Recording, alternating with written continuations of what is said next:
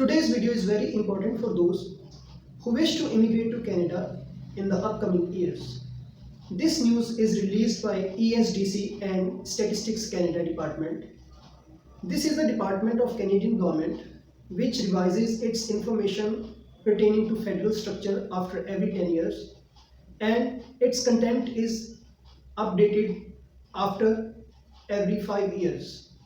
So the recent news is pertaining to the NOC codes which is released by this ESDC department. NOC is a system of the Canadian immigration system in which jobs of different parts of the world were compared to the jobs which are available in the Canadian market.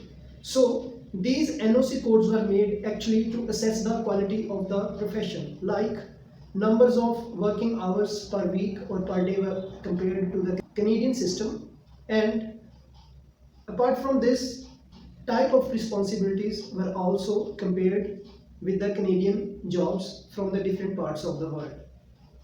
Last time these codes were revised in the year of 2016, but very recent changes which are being made by the Canadian immigration system are in the year of 2021, and these changes will be brought in practice in the year of 2022. Now let's talk about what are some of the changes which are being made in the NOC codes. So there are three main changes which are being made. First of all, new terminology will be used in place of NOC codes. Now it will be known as TEER, that means tiers.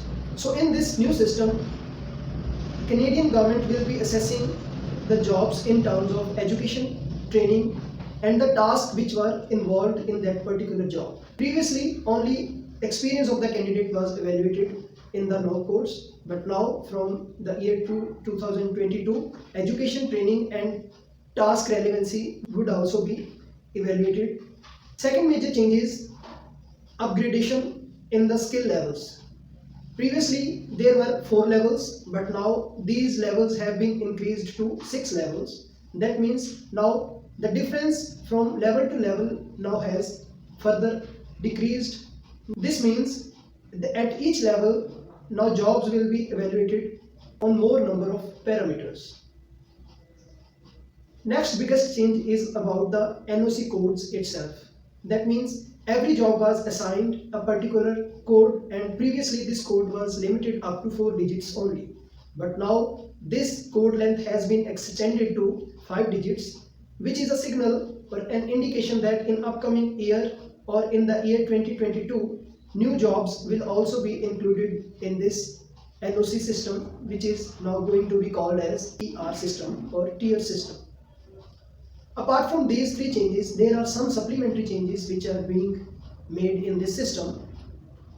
In Canada, there are some professions which are still emerging, and Canadian government is keeping an eye on these professions to help itself to evaluate these professions in more detail. For example, data scientist is a job which has recently emerged in Canadian system. So such kind of jobs are kept under the category of supplementary changes. So more and more information will be added about these jobs in the upcoming year. So this information might be related to education of job, training of job, and the responsibility of these jobs. So now the question is how these new changes are going to affect you or affect your current application status. So it is very likely that some of the new professions might be included in the express entry programs. So there are chances that the professions which were not earlier included in this system might get included in this system. But there is a negative aspect of this, that some of the jobs might be eliminated from the express entry. There are many chances that every person who has made a profile in the express entry portal, his or her file will be affected by these implementations.